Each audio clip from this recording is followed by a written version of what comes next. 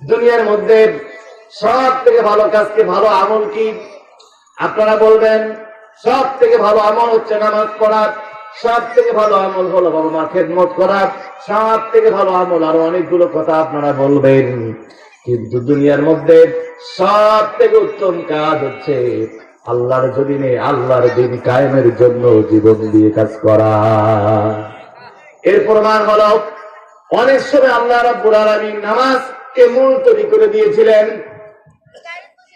খন্দকের জিহাদের দিন, খন্দক যুদ্ধের দিনে পঞ্চম হিজরিতে আল্লাহ রাব্বুল আলামিন 2 ওয়াক্ত নামাজকে মুলতবি রেখে জিহাদের কাজকে ফরজ করে দিয়েছিলেন। সুবহানাল্লাহ বলবেন না? নামাজ পর্যন্ত বন্ধ করে দিয়েছিলেন। নামাজ মুলতবি থাকবে কিন্তু জিহাদ চলবে। বলেন না আল্লাহু আকবার। অষ্টম হিজরির 20 রমজান রাসূল 10,000 সাহাবীকে নিয়ে মক্কায় চলে গিয়েছেন মক্কা বিজয় করার জন্য। 1000 নয়, 2000 নয়, 10,000 সাহাবী রোজা আছেন দুপুর বেলায়। রাসূল বলতেছেন আল্লাহর হুকুমে তোমাদের সবাইকে রোজা ভাঙতে হবে। বলেন আল্লাহু আকবার। 10,000 সাহাবীরা রোজা ভাঙেন না। তার কারণ রোজা করাটা কি সুন্নত নাকি ফরজ? চিৎকার করে কথা বলতে হবে, সুন্নত নাকি ফরজ? রোজা আল্লাহর বিধান, ফরজ একটা ইবাদত। রাসূল বলে মুসলমান সবার আগে পানি নিয়ে আসো। 1 গ্লাস পানি আনা হলো। নবীজি সবার আগে পানি পান করলেন। 10,000 সাহাবী সেদিন রোজা ভেঙে ফেললেন। তার মানে হলো রোজার থেকে বড় ইবাদত হলো আল্লাহর জমিনে দিন কায়েম করা, শরিয়া ভিত্তিক রাষ্ট্র, আল্লাহর আইন প্রতিষ্ঠার জন্য কাজ করা। কথা বলেন ঠিক কিনা?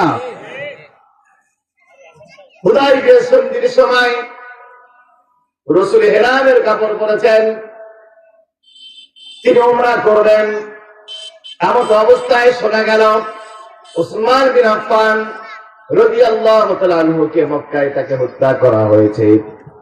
সাহাবায়ে কেরাম সিদ্ধান্ত নিলেন, রাসূলের হাতে হাত রেখে তারা বায়াত করলেন।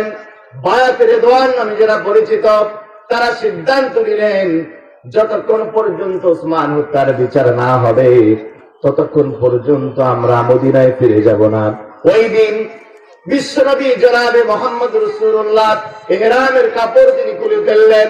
1400 সাহাবী ইহরামের কাপড় খুলে ফেললেন। তার মানে হলো উমরা পর্যন্ত বাতিল করলেন। কোন কাজ করার জন্য? কথা বলেন। দিন কায়েমের কাজ করার জন্য। যেই দিন কায়েমের জন্য রোজা মুলতবি হয়, নামাজ মুলতবি হয়, হজ মুলতবি হয়, উমরা মুলতবি হয়, ওই কাজটা করা মুসলমানদের জন্য সুন্নত নাকি ফরজ? যদি ফরজ হয়ে থাকে এই কাজটা আমাদের করার দরকার আছে নাকি নাই? আরো চিৎকার করে বলতে হবে, করার দরকার আছে নাকি নাই?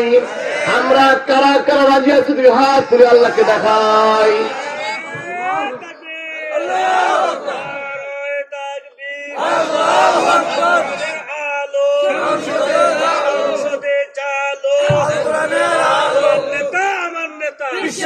আমার ভাইরা হাত নামান।